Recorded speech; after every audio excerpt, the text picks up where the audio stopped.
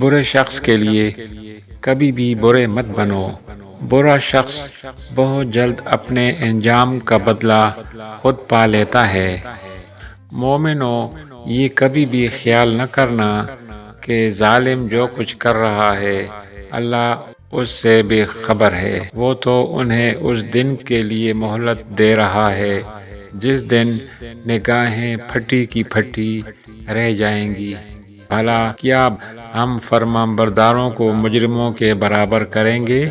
القرآن: کسی کو ذلیل کرنے سے پہلے خود ذلیل ہونے کے لیے تیار رہیں، کیونکہ اللہ کا ترازو صرف انصاف تولتا ہے۔